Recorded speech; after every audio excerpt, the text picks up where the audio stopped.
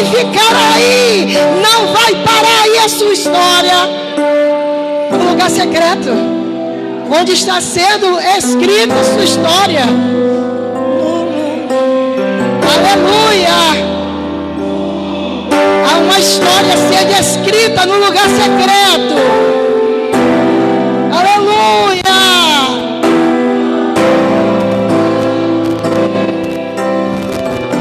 Aleluia. Aleluia.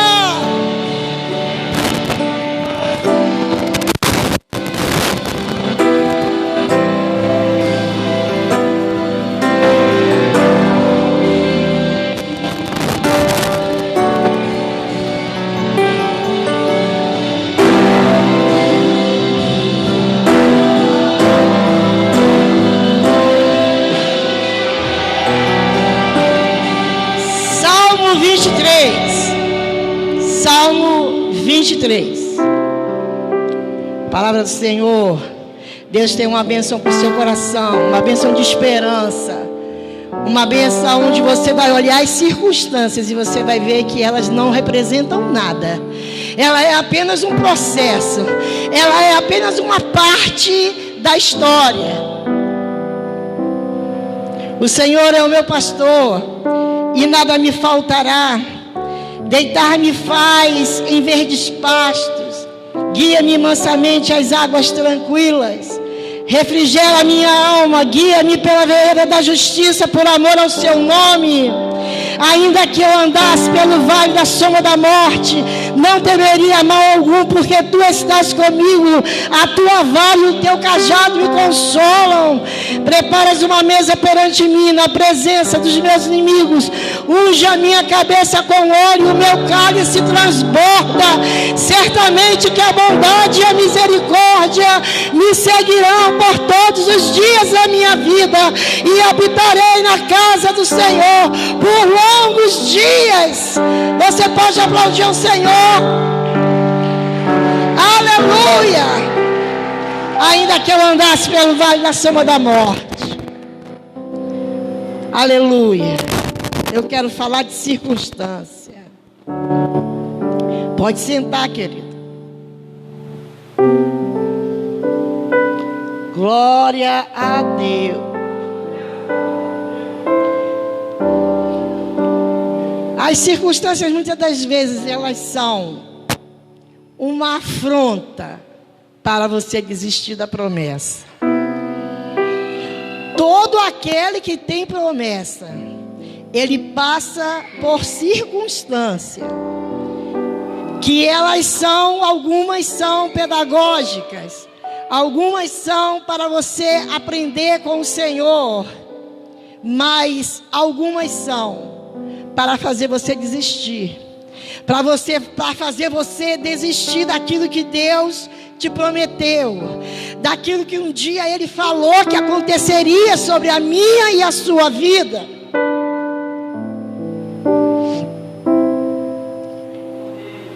Para você desistir da promessa.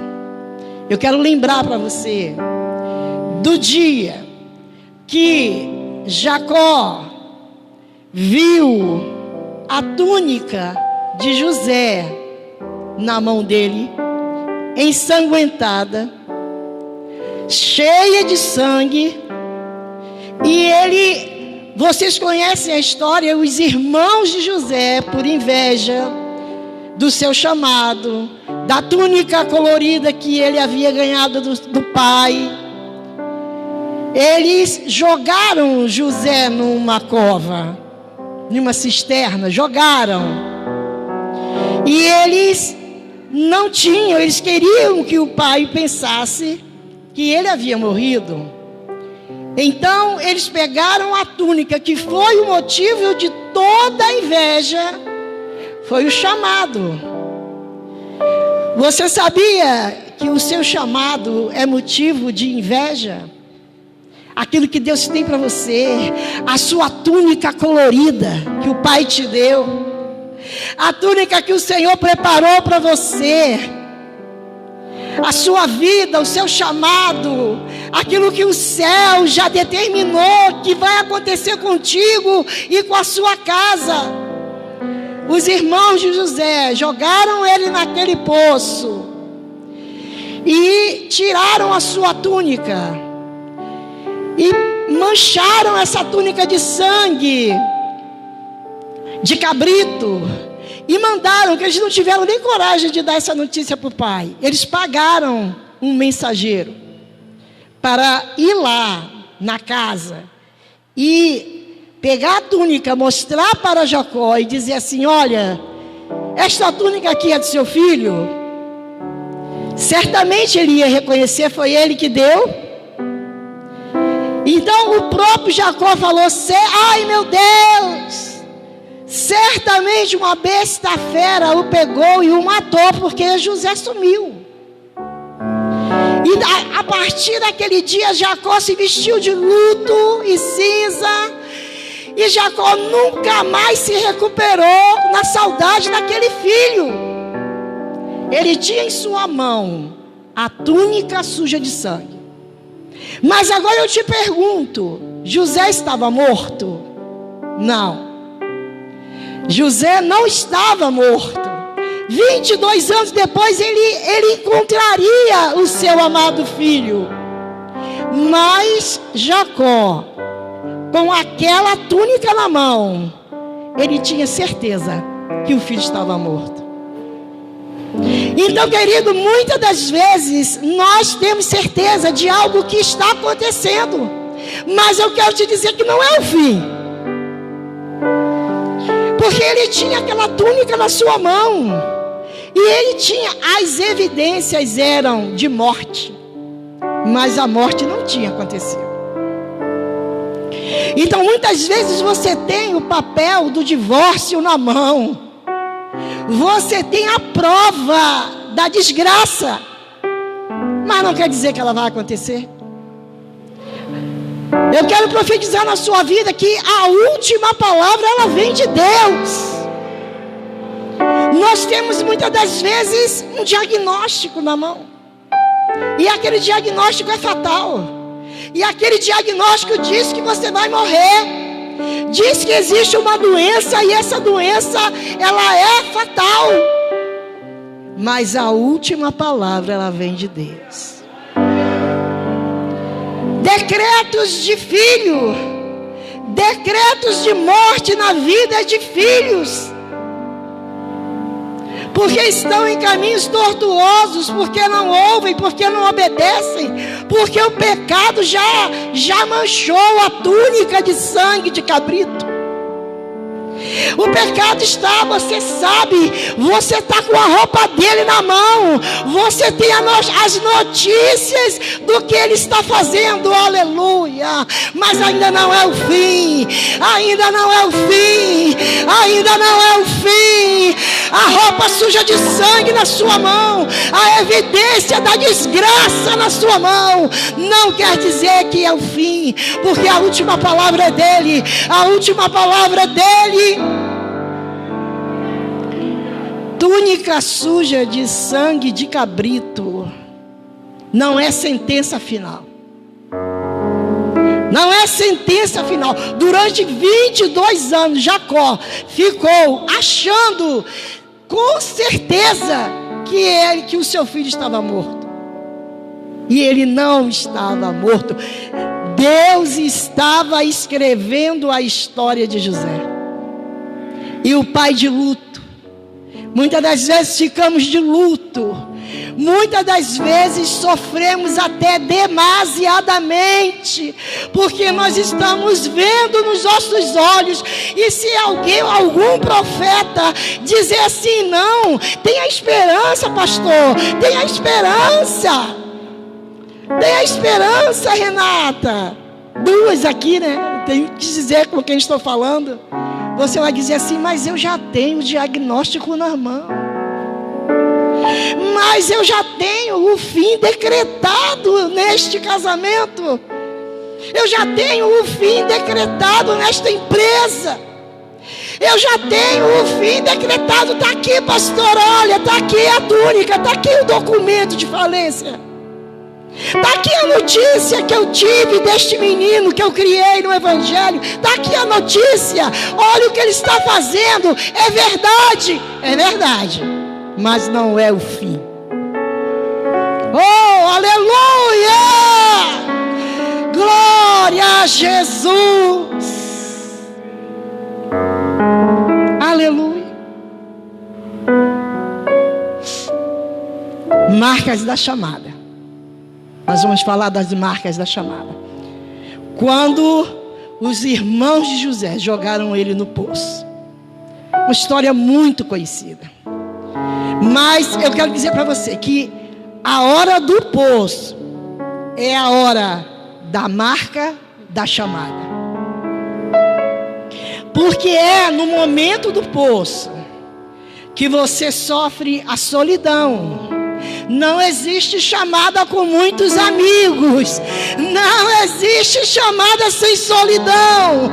Não existe chamada com aplausos. Você sempre vai ter alguém para te perseguir. Você sempre vai ter alguém para desacreditar.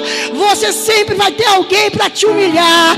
Você sempre vai ter um líder, um pastor, alguém na igreja para dizer que não é verdade, para sufocar a tua chamada, para dizer que você não nasceu para aquilo. É o poço. É a hora em que não acreditam na sua casa. Você até podia ser, mas com a família que você tem, não pode, não dá. Você até podia ser, mas com a mulher que você tem, com o marido que você tem. É a hora de não acreditarem na sua chamada. É a hora da inveja da túnica. Porque muitos já viram a sua túnica, já sabem o que Deus tem para você, e eles precisam te matar. Então a hora do poço é a hora da humilhação, é a hora da solidão. O poço é a hora de você dizer: acabou a história. Acabou. Porque não tem quem vá para um poço jogado pela sua própria família que não diga: é o fim da minha história. Mas eu volto a dizer: ainda não é o fim. O momento da cadeia, porque nós sabemos que ele passou pelo poço, a hora da humilhação, a hora da traição, porque toda chamada tem uma traição. Se você está no começo, se prepara, porque ela tem a humilhação e ela tem a traição. E aí, qual foi a outra etapa? Lembra que eu falei no início que Deus está escrevendo a sua história? Você pode repetir isso: Deus está escrevendo a minha história. Ele passou pela casa depois do poço, foi vendido como escravo, foi para uma terra distante, costumes diferentes, foi levado como escravo para o Egito, costumes diferentes, língua diferente, traído pela família, traído, humilhado, sozinho, foi como escravo para uma outra nação, chegou ali como estrangeiro. Então, ali, logo depois do poço, ele é vendido como escravo. E depois de vendido como escravo, ele vai trabalhar na casa de Potifar. Ai, meu Deus! Casa de Potifar é a casa da injustiça. É a hora que você vai ser caluniado. Oh, Jesus! Já passei pela humilhação, já passei pelo poço, e agora eu estou na casa de Potifar. Faz parte da chamada. Na casa de Potifar é a hora que você vai ser caluniado. Não existe chamada sem poço, sem humilhação, sem solidão, sem sofrimento. Não existe chamada sem injustiça. Não existe chamada sem calúnia. É a hora que você está trabalhando. É a hora que você está fazendo tudo para dar certo. É a hora que você está se dedicando. Mas aí vem os Sanbalates e os Tobias e se levantam contra você e começam oração a caluniar e a falar mal, para que você seja mal vista, para que você não cumpra aquilo que você começou. Oh, Jesus! E aí depois da calúnia vem a cadeia. Vem a cadeia, vem o lugar de prisão. E a prisão é quando você está ali querendo fazer, querendo realizar, achando que a tua vida parou, achando que a tua chamada parou, achando que a tua casa parou, achando que a situação no casamento parou, achando que a situação na vida dos filhos parou. Tudo está em cadeias e você diz: meu Deus, já passei pelo poço, já passei agora pela casa de Potifar, pela traição, pela injustiça, e agora eu estou passando pelas cadeias. E aí você começa, você aprende nessa hora a oração que quebra cadeias. É nessa hora que você aprende a oração que quebra cadeias, a oração do exército de Jeová, a oração que quebra cadeias. É nessa hora que você aprende, porque tudo está preso. E aí você recebe um monte de chaves. Ele recebeu um monte de chaves na prisão, mas ele não saía dali a não ser no dia certo para sair dali. Mas aí, enquanto ele estava no poço, ele aprendeu a oração da súplica, ele aprendeu a oração das cinzas, ele aprendeu a oração que pede por socorro na casa de Potifar, ele aprendeu a oração da tentação, a oração que faz a pessoa, a oração do deserto, a hora de você ser tentado, a hora de você ser caluniado. E agora na prisão ele aprendeu a oração que quebra cadeias. E vai aí, querido, exercitando nesta hora a oração que quebra cadeia, porque este menino vai ser liberto, esta menina vai ser liberta, a sua vida espiritual vai ser liberta. Você vai conseguir, porque a última palavra, ela é de Deus. Ah, querido. E aí, querido, da cadeia para o palácio foi assim, ó, num estalar de dedo. Deus, quando ele, de uma noite para o dia, aí eu vou te falar, a oração do de repente de Deus. Você está ali numa situação, você diz, você olha para trás e você diz assim: meu Deus do céu,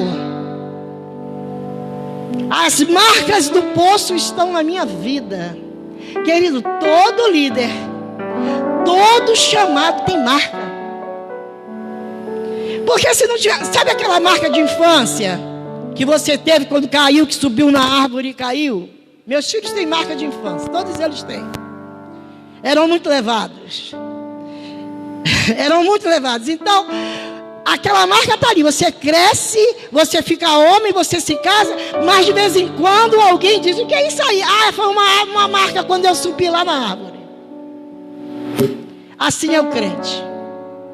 Ele diz assim, desponta uma situação na vida dele e ele diz assim: não, eu sei como é que funciona isso aí. Foi a marca que eu tive lá no poço. Aleluia. Ah, eu sei, não vai acontecer. Alguém te levanta uma calúnia, aí você diz assim: não, eu vou permanecer, porque eu sei o que é isso aí. Sabe o que é isso aí? É uma marca que eu tive lá na casa de Potifar. Lá na casa de Potifar eu aprendi o que é ser caluniado. Eu vou vencer. Eu tenho a oração que vence calúnia. Aleluia. E aí daqui a pouco você diz: eu tenho as marcas do poço. Eu tenho as marcas da casa de Potifar. Eu tenho as marcas. Agora eu tenho as marcas da prisão também. Foi lá que eu aprendi a oração que quebra cadeias. E é essa oração que eu vou fazer, é essa oração que eu vou ministrar na vida das pessoas que chegarem perto de mim, lá na minha célula, quando eu estiver, que chegar um prisioneiro, que chegar um atribulado em cadeias, eu vou dizer: olha, esta oração eu aprendi na cadeia, quando me injustiçaram, então eu vou fazer essa oração agora. Seja liberto, demônio sai, vai embora, larga esta casa, larga este homem, larga esta família. É a oração que quebra cadeias. Aprendi na prisão. E aí, querido, chegou a hora. Nós estamos falando do processo. Agora chegou a hora de Deus te honrar. Da cadeia para o palácio. Tem lá uma história de vaca magra, de vaca gorda, e o sonho do rei. E quem é que vai definir, decifrar o sonho do rei? E aí alguém conhecia José e indicou José. E esse mover aí é de Deus. É Deus que manda chamar. É Deus que faz você conhecer alguém que vai te ajudar. É Deus que vai fazer você conhecer alguém que vai mexer nas águas da sua vida.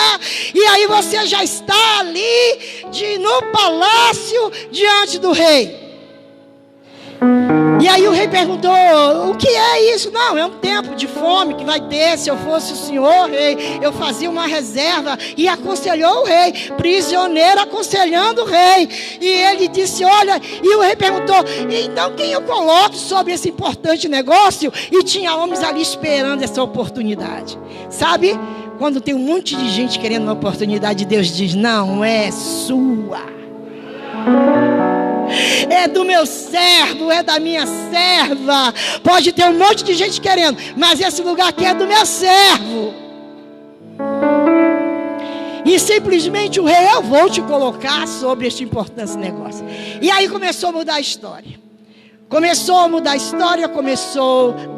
Esta é a hora que você começa a ficar em evidência. Esta é a hora que você monta um negócio e o seu negócio começa a prosperar. Pessoas que nunca ouviram falar, ouvem falar de você. Pessoas que achavam que você nunca ia sair daquela pindaíba, começam a vir te procurar, te pedir emprego, te pedir uma ajudinha, um lugarzinho. E aí é quando Deus começa a botar você num holofote. É quando Deus salva o teu marido. É quando Deus começa a fazer uma reforma na sua casa. É quando Deus traz o filho que foi embora. É a hora da evidência. Mas essa evidência, querido, é quando Deus te dá uma vitória publicamente. Alguém te afrontou anos e anos e anos, não sei. Um parente que te humilhava por questões financeiras. Uma amante que o marido tinha e que agora acabou. E do jeito que você foi humilhado publicamente, chegou a hora da honra, da exaltação. E você vai ser exaltada. E você vai ser exaltada, honrada publicamente. Aleluia, é a hora do holofote. É a hora de Deus dizer: estou honrando agora. Acabou o cativeiro, acabou a prisão, acabou a casa de Potifar, acabou o poço, acabou, porque agora eu tenho a honra pela minha filha. Aí é a hora que você ouve: eu sabia que ia dar certo, sabia nada. Ela dizia o tempo todo que você ia morrer. Olha, eu sempre vi você caminhando para a igreja com esses filhos. E eu vi aquela luta. E eu sabia que um dia você ia vencer. Sabia nada. Ela dizia que o seu negócio era um fundinho de quintal. Ela dizia que nenhum dos seus filhos ia se salvar. Porque na caminhada nós não temos amigos. Na caminhada nós somos solitários. Nós só temos aqueles que Deus coloca na brecha. Aleluia. Algumas pessoas você vai lembrar. Você vai dizer: ah, irmã Mara. Eu tenho uma irmã Mara. Moro em Londres hoje. Mas aquela orou pelos meus filhos. Então você vai saber quem Deus mandou para deixar na brecha. A multidão não tem nada com isso. Ela só vai se aproximar de você na hora que você estiver com a sua vitória na mão. Então a riqueza, só que quando o holofote chega, você não fica besta. Você tem até medo dele. Você diz: ai Deus, eu estou acostumada a ficar escondida. Não me coloque em evidência não, eu não quero não. Mas aí Deus: não, vai. Aquele lugar lá naquela frente ali é tua. Vai, é você que vai ser. É você que vai estar. Porque Deus começa a te colocar numa evidência, mas só que você já não tem mais como ficar besta. Talvez se Ele te colocasse antes do poço, você ficasse todo gabola.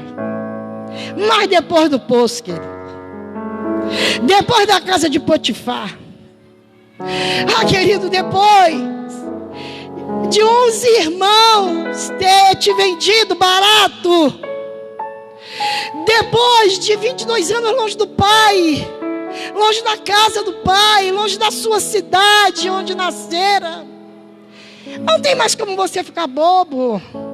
Tudo que você tem é como se não tivesse. Essa roupa aqui é de marca, tá bom. Tem que usar, eu vou usar. Mas se eu usar outra simplesinha, para mim também tá bom. Porque o poço fez isso comigo. O poço fez isso comigo. A casa de Potifar fez isso comigo. Aí quando você conhece uma pessoa, você não já vai logo entregando o seu coração. Só se Deus te revelar. Pode confiar. Aí você não fica mais contando a sua vida para ninguém, porque você sabe que há falsidade, há calúnia, há injustiça. Mas agora é hora da exaltação. E o que aconteceu com José ali, querido, no Egito, foi algo assim, meu Deus do céu, não dá nem para falar, para mensurar. Gente, as nações comiam na mão daquele homem. Todas as nações comiam ali. Ele não sabia mais onde botar tanto ouro, tanta prata, tanta terra. José comprou quase o Egito inteiro. As terras que chegaram na mão de José foi uma coisa escandalosa. Ele não tinha mais onde investir. E todos os povos da terra iam ter com José para comprar comida. E os vizinhos da terra iam porque ele tinha o alimento para as nações. Só ele tinha o alimento.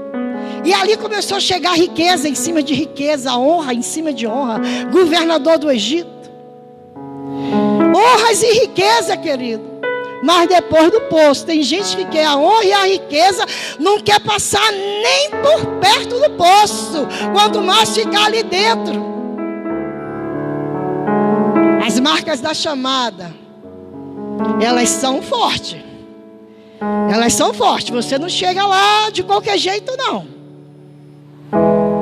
E aí chegou um belo dia, em que a fome bateu lá na porta de Jacó. Seu Jacó, olha, eu sou a fome, eu quero entrar aí. Mas como? Eu sou servo de Deus. Eu sou neto.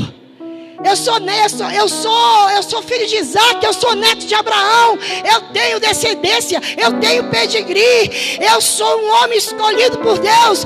Mas a fome disse: olha, mas eu vou entrar aí,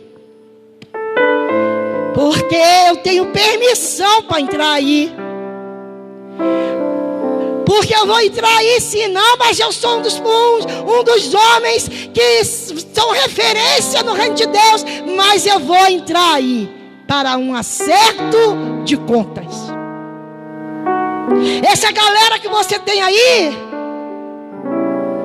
essa galera aí, 11 filhos, essa galerazinha, gente boa beça, né?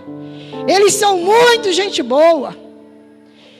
Eu preciso de um acerto. Eu preciso de fazer um acerto aí dentro da sua casa. E eu vou entrar. E a fome também chegou lá, na casa de Jacó. E aí vocês conhecem a história. Jacó manda os filhos. Eles foram buscar comida ali perto. E tinham pessoas que compravam no Egito, vendiam mais caro. Eles tomaram uma surra onde eles foram buscar. E aí eles foram para o Egito para poder, eles souberam que lá tinha comida, e eles foram para a comida, buscar comida. E vocês conhecem a história, o que aconteceu, o encontro de José com seus irmãos, o encontro de José. Quando ele viu aqueles homens chegar, ele teve que se recolher para chorar. Meu Deus, você já imaginou que depois de 22 anos, você olhar para os seus irmãos, porque José amava a família, José amava o pai, José amava os irmãos, e depois de 22 anos, você está de frente, você consegue se transportar para uma situação dessa? De frente para os irmãos que tentaram te matar, querido, naquele poço não tinha água, eles jogaram realmente para matar. Não tinha como José viver dentro daquele poço, porque nem água ali tinha. Mas chegou o dia de José estar frente a frente com seus irmãos. Ele se escondeu para chorar. Ele foi lá para dentro para chorar. E ele chorou muito quando ele viu aqueles irmãos. E pensou em prender, e pensou em várias coisas. Pensou: o que eu vou fazer agora? Teve medo. Mas tinha acontecido algo na vida de José. Asenate tinha dado para ele 2 filhos. E eu quero falar sobre esses 2 filhos. O primeiro filho de José se chamou Manassés. E Manassés é um nome hebraico, e ele significa esquecimento. Ele significa, pastora Adriana, significa perdão. E eu acredito, conjecturando, que quando José estava diante daqueles irmãos, Manassés passou por perto, perdão passou por perto, e disse: pai. E ele simplesmente perdoou. Não tinha condição. Querido, levante a tua mão, porque Deus está me impelindo a profetizar. Aleluia. Você vai receber uma bênção tão grande. Você vai receber uma bênção tão grande no teu chamado e na tua vida, que você vai perdoar tudo que te fizeram. Você vai perdoar tudo. Você vai perdoar 11 vezes, porque ele tinha 11 irmãos, cada um com uma característica, cada um com um jeito, mas ele perdoou os 11 irmãos. Porque Deus vai te dar Manassés. Aleluia. Glória. Glória a Deus. Deus, você vai gerar Manassés. Você vai ter no seu interior Manassés no seu interior. E quando você se lembrar daquele lugar, daquela igreja que te humilhou, daquele irmão que te maltratou, você vai dizer: eu tenho um Manassés dentro de mim. Quando você se lembrar da esposa, do esposo que fez sofrer, que traiu, que maltratou, você vai lembrar: Deus me deu Manassés, um filho foi gerado dentro de mim, que levou a minha dor. Eu esqueci, ele colocou Manassés e ele falou assim: Manassés, porque eu esqueci tudo o que aconteceu na casa do meu pai. Naquele tempo eles costumavam botar nome. Nome tinha muito significado. Eles colocavam o nome de acordo com aquilo que ele estava vivendo. Eles colocavam o nome em homenagem àquilo que eles criam, àquilo que eles estavam vivendo. Então nasceu Manassés, nasceu o perdão. E quando ele olhou para aquela família, ele sentiu o amor, porque ele já tinha esquecido, porque ele estava numa bênção tão grande. Você vai viver uma bênção tão grande na sua vida, que não vai ter tempo para você lembrar. Não vai ter tempo para você lembrar de quem te humilhou, de quem te ofendeu, de quem disse que a tua família não ia dar em nada, de quem disse que você não era pastora, nem crente, coisa nenhuma, de quem te jogou no poço sem água para matar mesmo. Mas você já gerou Manassés. Deus já te deu, querido, uma vitória que você ri. Dia e noite você passa rindo. Boba com o seu Manassés. Boba com o que aconteceu na sua vida. E aí, o segundo filho de José se chamou Efraim. Efraim, querido, quer dizer frutificação. Quer dizer que a glória da segunda casa, ela é maior que a primeira. Efraim quer dizer, você vai prosperar na terra da sua aflição. Oh, meu Deus! Oh, Jesus de Nazaré!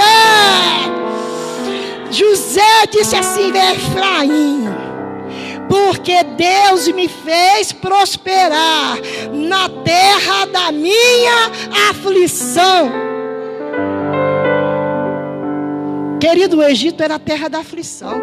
Ele chegou ali como escravo.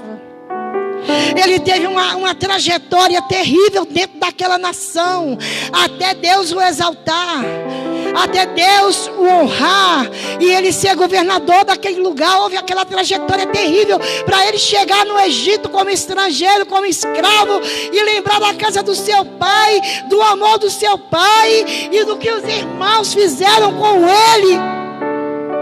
Mas quando a Zenate deu para ele o segundo filho, o primeiro filho foi perdão. Porque, querido, para você continuar com o seu ministério, você precisa perdoar. Eu preciso perdoar. Aí estava aquele sentimentozinho que diz assim: ah, miserável, me fez isso, me fez aquilo. Ai, não dá para perdoar totalmente. Aquele perdão mentiroso que você diz que perdoa, daqui a pouco você já está pensando naquilo de novo. Só Manassés faz você esquecer da dor e perdoar. Porque você vai estar com algo tão maravilhoso na sua mão.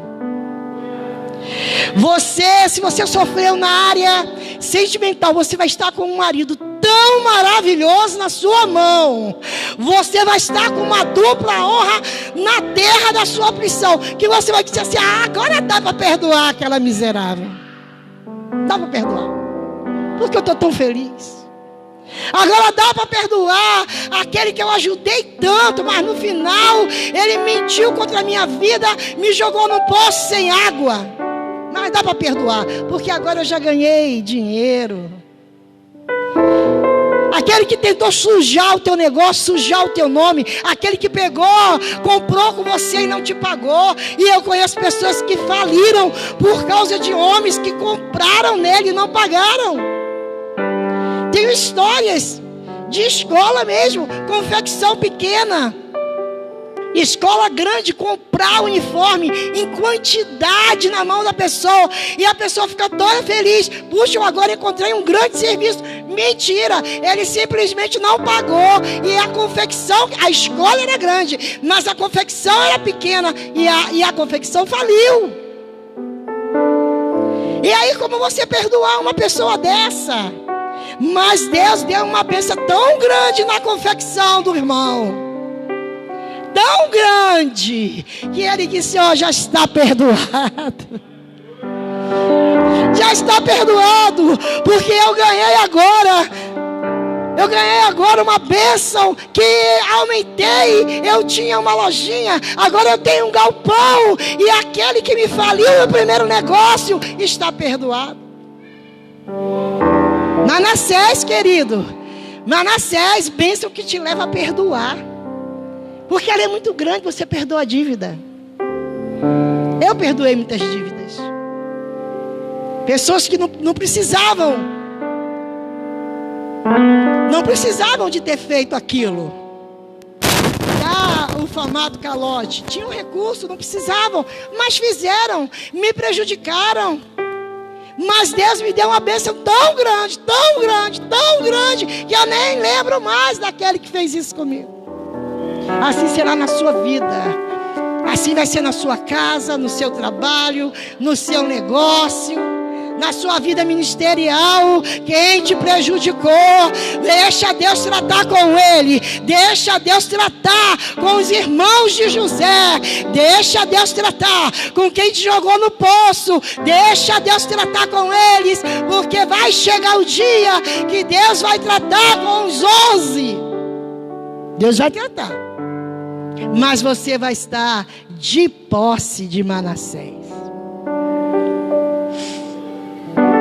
E aí nós vemos aqui A Bíblia diz assim, querida: não toqueis nos meus ungidos. Eu achei durante um tempo que ungido só era os pastores. Mas os irmãos de José, eles pagaram, porque ele tocou no escolhido do Senhor. Ele tocou naquele que Deus marcou. Ele tocou naquele que Deus escolheu desde a eternidade. O nome de José já estava lá para ser abençoado. E quem tocar em você, querido, você não é qualquer coisa, não. Você não é um cão sem dono, não. Você tem dono. Você pertence a Deus. Você é nação escolhida. Você é simplesmente nação eleita. E quem tocar em você, tocou em Deus. Aleluia. Aleluia. Na terra da minha aflição. Eu quero falar algo com vocês. Sabe, na área onde você é mais atingida, é nesta área que Deus tem um Efraim para você.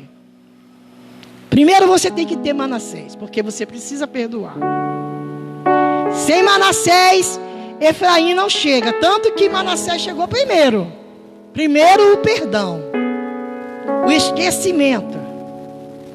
Segundo, para que Efraim se instale na sua vida, que significa frutificação. Para que a frutificação em todas as áreas da sua vida, ela se instale na sua história, ela instale na sua vida. A dupla honra instale na sua vida. Você precisa de Efraim. Deus vai fazer você gerar Efraim na terra da sua aflição. Na terra onde você foi humilhado. Na área onde você foi perseguido. Na área onde você foi humilhado. É ali que você vai prosperar. Vocês vejam que Ruth saiu, deixou ali Belém, foi para os campos de Moabe, porque ela estava sendo provada naquele lugar. Ela saiu dali, ela foi para outro lugar. Mas como que a história diz? No livro de Ruth você vai achar que Noemi deixou os campos de Moabe e Noemi veio de volta para Belém, e foi ali que ela prosperou. Tanto que ela falou assim: eu estou voltando, não me chame de Noemi, me chame de Mara, porque eu estou terrivelmente angustiada. E ela saiu daquela terra em angústia. Ela saiu daquela terra em angústia, mas não foi lá na outra terra que ela prosperou, não. Ela teve que voltar para aquela terra aonde ela tinha sido humilhada, aonde ela tinha sofrido. Ali ela voltou e ali ela prosperou. Segurou neto na mão sem ter mais filho, porque Ruth simplesmente encontrou Boaz e ela teve neto com descendência profética. Mas Noemi voltou para frutificar na terra da sua aflição. Então vocês vejam que o mesmo caminho, a viúva de Naim, o mesmo caminho que ela fez com o filho morto, vocês aí que têm filhos, que precisam de uma bênção especial na vida do filho, da filha, o mesmo caminho que a viúva de Naim percorreu com o seu filho morto, ela voltou com o filho vivo. O mesmo caminho. Porque ali a morte se encontrou com a vida, e aquele filho morto, ao encontrar Jesus, recebeu uma palavra e ele viveu e foi no mesmo caminho. Noemi foi assim, a viúva de Naim foi assim. Porque a Bíblia relata, e outros também, mas a Bíblia relata do caminho. A mulher samaritana, ela disse: olha, me abençoa aí para que eu não faça mais esse caminho. Mas a questão não era não fazer aquele caminho, a questão era a humilhação daquele caminho. Quando ela falava: olha, dai-me aí. Inclusive isso eu acho muito interessante na mulher samaritana, porque muitas pessoas que são chamadas, que tem milagre na vida, quando Deus fala, por exemplo, quando ele falou para Sara, Ela, olha, você vai dar luz a um filho na velhice. Sarapé riu e perguntou assim: como é que vai ser isso? Muitas pessoas que receberam promessa perguntou assim: como vai ser? Mas a mulher samaritana não. Quando ele falou assim: eu tenho água viva, ela perguntou: onde? Quando Jesus falou para ela: olha, esse poço aqui foi do seu pai, e aquela conversa, e vai e vem. Aí ele disse assim: olha, se tu soubesse quem te fala, eu te daria para beber água viva. Eu tenho água viva para te dar. Ela perguntou: onde tem essa água? Porque eu quero. Ela não falou assim: como? Água viva? O que é isso? Não. Como vai se dar isso? Que às vezes você fala para uma pessoa: olha, Jesus vai fazer isso, isso e isso na sua casa, Jesus, e a pessoa diz: mas como que vai ser isso? E na realidade, a palavra de quem tem fé é assim: onde vai se dar isso? Porque eu estou indo para lá, é no monte, é na igreja, em Jerusalém, é onde é? Porque eu estou indo para lá. Onde que vai acontecer? Porque eu estou indo para lá. O que eu tenho que fazer? Não fica perguntando como será, não. Então, na terra da sua aflição, é na vizinhança. É na vizinhança. Deus pode até te tirar de lá, mas Ele só tira depois que exalta. Ele só tira depois que Ele faz o que Ele disse que ia fazer. Então eu quero dizer para você que vai acontecer. Não é o que a circunstância diz. Vai acontecer o que Deus diz. Vai acontecer o que Deus disse. Vai acontecer o que Deus disse. Ministério de louvor. Aleluia. Querido, essa família já te deu tanto trabalho. Você já investiu tanto nesta família, que mesmo que ela não tivesse valor, agora tem. Você já investiu tanto neste filho, que mesmo que ele não tenha valor, agora tem. Porque já foi tanta oração depositada nos pés do Senhor. Já foi tanta. Olha, eu quero dizer para você que está me assistindo aí pela internet. Mesmo que isso que você está na tua mão não tenha muito valor. Este casamento você acha que ele não tem mais valor. Esse filho você acha que não tem mais muito valor, porque você já perdeu a esperança. Mas ainda que não tenha valor, essa lojinha que você botou, este negócio que Deus te deu, ainda que não tenha muito valor, agora já tem valor, porque você já investiu muito. Você já investiu muito nessa loja. Você já investiu muito nesse ministério.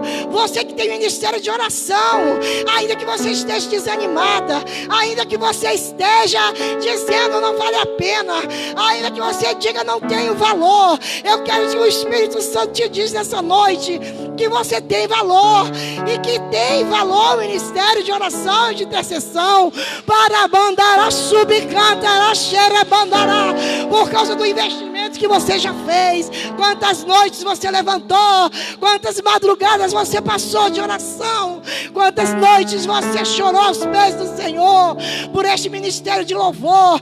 Ainda que você esteja desanimado, eu já estou desanimado, porque neste ensaio tem tantos problemas, porque esse elevito tem tantos problemas, porque nós mexemos com o inferno, porque nós mexemos com as potestades. Não vale a pena mais para mim. Então eu quero dizer para você, querido, que vale a pena, porque o tanto que você já investiu, o tanto que você já investiu nessa chamada. Você que tem qualquer chamada. A minha chamada é de evangelismo. Eu fui chamado para evangelizar. Eu fui chamado para estar nas casas orando. Mas não vale a pena mais. Não vale a pena, porque eu já sofri tanto. Eu quero dizer que vale a pena, porque você já investiu demais para desistir. Oh, meu Deus. Sabe quando você compra um terreno e ele é um terreno até meio ruinzinho, nem tem muito valor, nem é num lugar tão bom, mas você pega aquele terreno, você plana ele, Aleluia. Aleluia. Você leva ali pessoas para poder colocar todo planinho bonitinho, sabe? Aí você pega, planta uma vinha naquele terreno. Aí você simplesmente começa a construção naquele terreno. E dali que não tinha nada, você começa a ver uma casa sendo erguida naquele terreno. E quando essa casa está quase pronta, você vai dizer assim: eu vou vender. E quando você vai dizer o preço, às vezes as pessoas nem querem.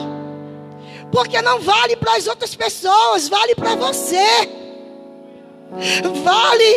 Você já viu essas pessoas que têm casas em lugares que não são nem tão bons, mas elas querem cobrar um preço de Zona Sul?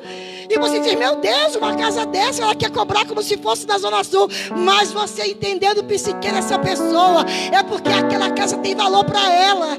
Aquela casa tem a emoção dela. Aquela casa tem 13º que ela recebeu. Aquela casa tem empréstimo que o pai deu. Então eu quero dizer para você: quantos empréstimos você tomou com o pai para edificar esse ministério? Quantas orações você fez por esse ministério? Quantos jejuns você fez por esse ministério? E ainda que aonde você estava não tivessem dado valor, você vai colher na terra de Belém.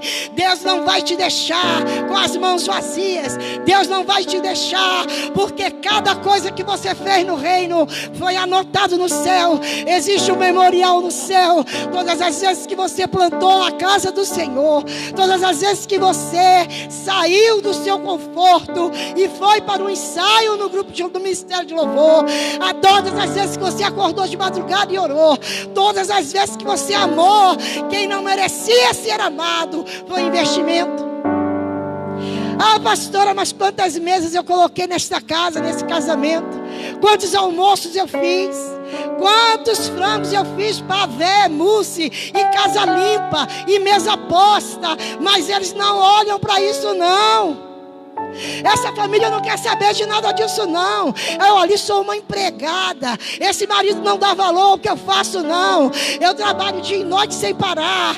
Eu coloco mesa, eu limpo casa, eu dobro roupa, eu lavo roupa, eu passo roupa. Mas ele não dá valor não. Mas não vale a pena, querido, se não dá valor. Peça a Deus para que dê. Peça a Deus para que o coração dele seja amassado, para que o coração dessa família seja amassado em seu favor. E a mulher que teme ao Senhor, esta será honrada. A mulher que teme ao Senhor, esta será honrada. E a Bíblia diz que é o Senhor que converte o coração dos filhos. É o Senhor que converte o coração dos filhos aos pais. É o Senhor que vai fazer ele dar valor a você. É o Senhor que vai fazer ele dizer: a minha mãe é tão boa, a minha mãe trabalha desde cedo, minha mãe está aqui arrumando, limpando. O meu pai é tão bom, o meu pai é provisor. Meu pai é o que bota a comida dentro de casa. É Deus que faz o povo reconhecer o que você faz. Ora, diz: Senhor, mexe aí no coração desse povo. Faz esse povo ver o meu esforço com este casamento. Não vale a pena você desistir. Olha o investimento que você já fez. Oh, Jesus. E se era sem valor, deixou de ser. E se o terreno não tinha valor, se o terreno que você comprou não tinha valor, agora ele tem, porque ele é seu. E você investiu naquele lugar, você investiu, você chorou. Não vale a pena desistir não. Efraim, vai acontecer na sua vida a prosperidade aonde você plantou. Porque, querido, ouça o que eu estou te dizendo, é muito abuso colherem no seu lugar. Ninguém vai colher no seu lugar. Eu digo isso agora aqui como profecia de Deus. Fique de pé, querido, porque tem uma palavra do céu para ser liberada sobre a sua vida.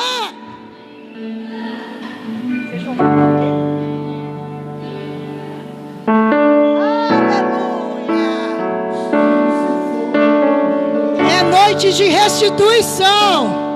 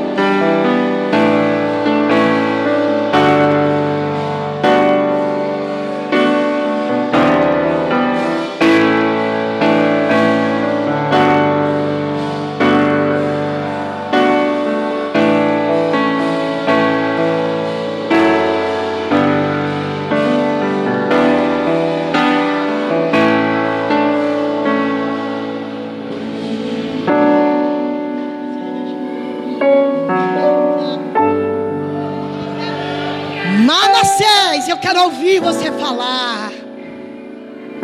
1, no 3, 2, 3. Manassés.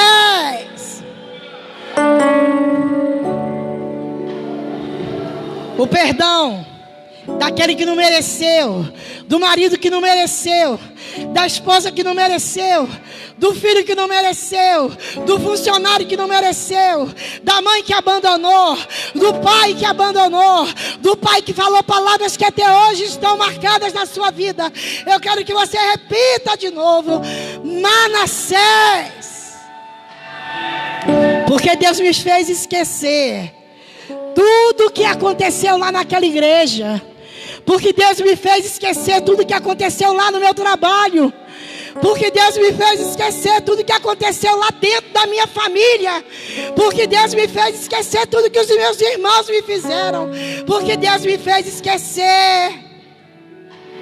Manassés, Manassés, Manassés, Manassés. A unção de Manassés sobre nós. E os sonhos que foram embora. Eu quero que você fale agora Efraim. Bem alto. 1, 2, 3. Efraim. A unção de Efraim está sobre você. A unção da frutificação. A unção da valorização. Porque esse povo lá na sua casa, eles vão ter que te valorizar. Lá na sua família vai ter valorização. Eles vão reconhecer. Eu estou reconhecendo agora, porque a unção de Efraim chegou na minha vida. Quem não me reconhecia, o marido que me desvalorizava, ele agora vai valorizar. Efraim, Efraim, Efraim. A esposa que não me valorizava, eu era um marido tão bom, mas ela não valorizava, nada estava bom para ela. Eu quero dizer para você que a unção de Efraim está sobre você.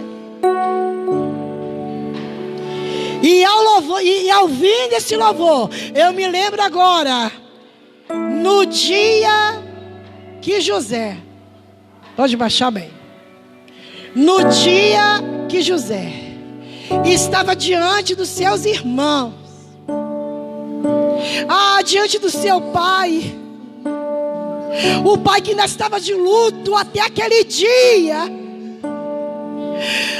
Querido pai de José, tendo de volta 22 anos depois, ele estava ali de frente para José, o filho morto, o filho que estava morto, o filho que ele segurou a túnica suja de sangue. Eu quero dizer para você, conjecturando, eu creio que José, quando eu terminar, você canta os sonhos que foram embora. Agora, depois que eu acabar. Eu quero dizer algo para vocês.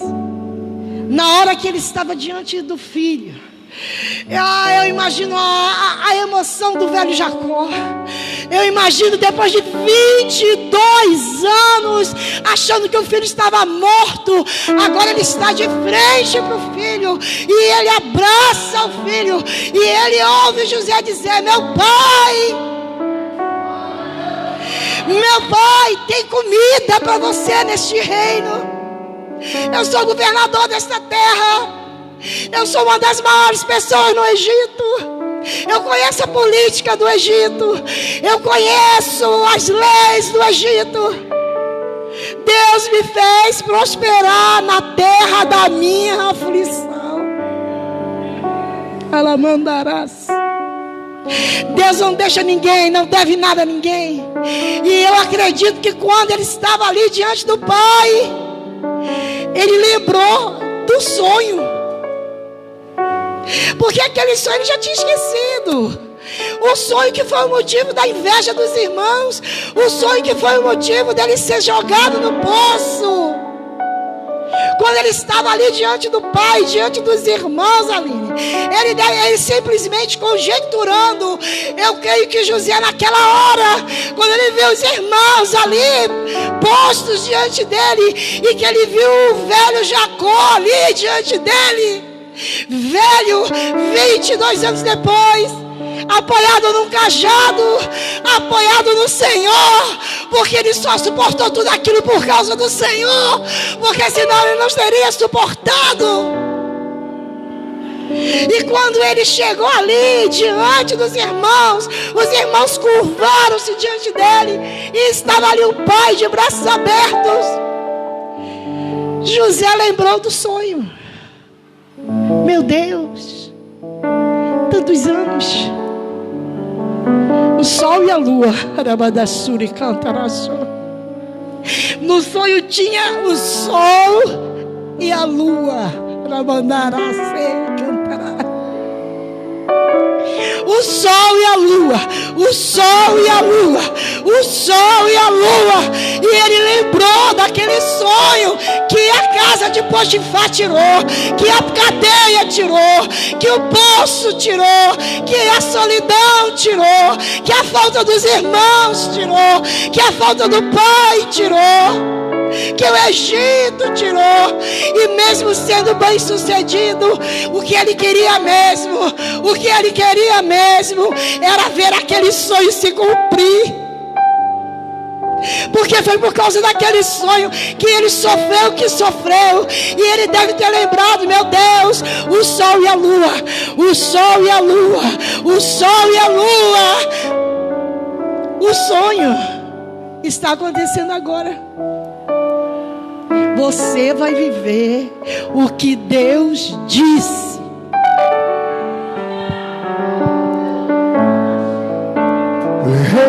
Restitui, eu quero de volta o que é meu. Sabe, enquanto eu azeite minha dor. Restitui, leva nas águas tranquilas,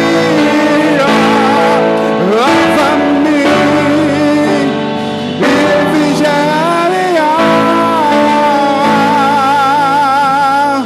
O tempo que roubado foi não poderá se comparar a tudo aquilo que o Senhor tem preparado ao que clamar.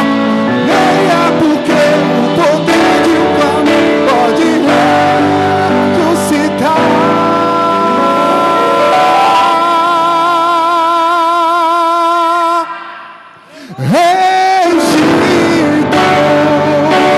Eu quero de volta o que é meu. Sabe, enquanto eu azeite em minha dor. Restitui, me leva nas águas tranquilas, leva-me e refrigera minha alma. Restitui,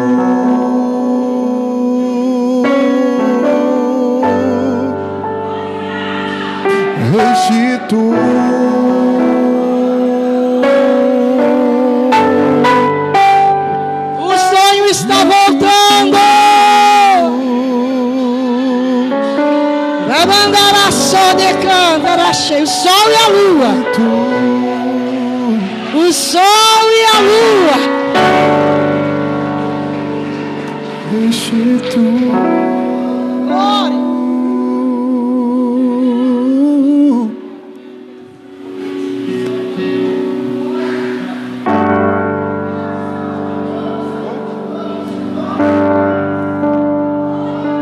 Foram embora o sonho que se perdeu, o que era festa e agora é luto do que já morreu. Não podes pensar que esse é teu fim, não é o que Deus planejou. Levante-se do chão, erga o clamor.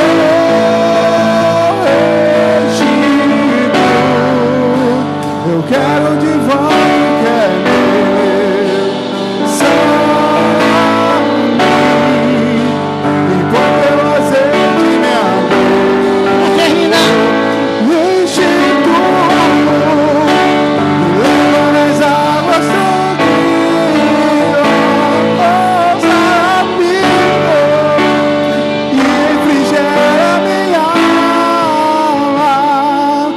existe tu. Aleluia! O sol e a lua, a volta dos teus sonhos na tua vida, a unção de Efraim te dará dupla honra. Você vai prosperar, querido, na terra da sua aflição. Aguenta aí. Aguenta aí nesta casa. Aguenta aí neste casamento. Aguenta aí. Aguenta aí. Porque o sol e a lua te esperam. Os sonhos de Deus se cumprindo na sua vida. Amém? Deus te abençoe. Aleluia. Graça e paz, igreja. Glória a Deus. Irmã Carla, amada minha, já desliga por favor a transmissão. Pode sentar, igreja. Envelopes de azul para o dízimo, vermelho para a oferta. A hora de contribuir na casa.